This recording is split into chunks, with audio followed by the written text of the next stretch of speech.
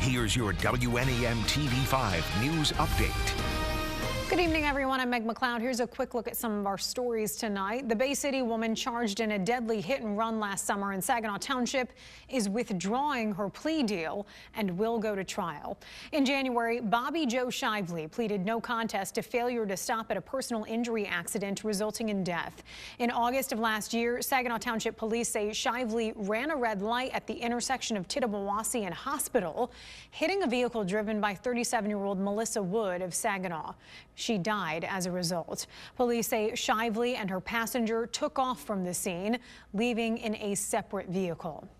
A Genesee County mobile home park pleads guilty to operating without a license.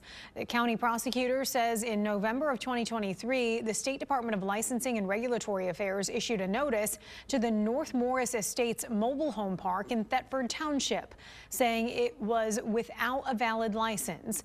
He also added they failed to keep their water supply in compliance with state regulations. The corporation that owns the North Morris Estates pleaded guilty to a one-year misdemeanor. As part of the plea and court order, the owners will have to sell the park and pay a $25,000 fine.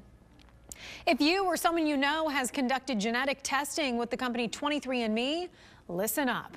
The company filed for Chapter 11 bankruptcy, and while 23andMe says it will continue to operate as normal, our state attorney general Dana Nessel is advising you to consider canceling your account and requesting the destruction of any data or genetic samples held by the company.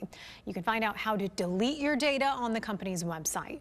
Now here's Diane with your first alert forecast.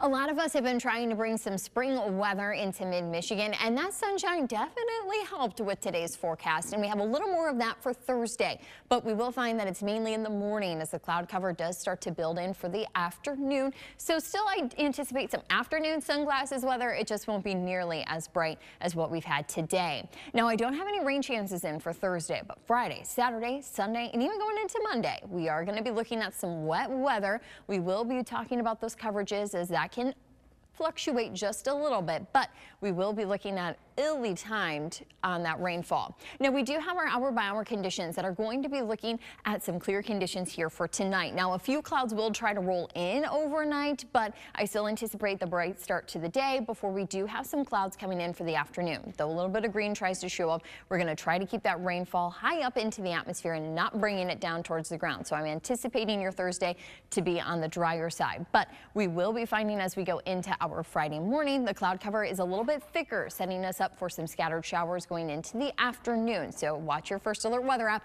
for updates on that rainfall arrival. Lows tonight are going to be sitting into the mid-20s, and in the next 7 days, we have temperatures going between the 40s and 50s. But with that system for the weekend, really making those numbers tricky and stretching them a little bit cooler north, warmer further south. Just know that some of these numbers may need to fluctuate going into the weekend. Still cooler next week as we carry on with some rain and snow shower chances. Remember to tune into WNEM TV5 on air and online 24/7 for the latest news, weather, and information.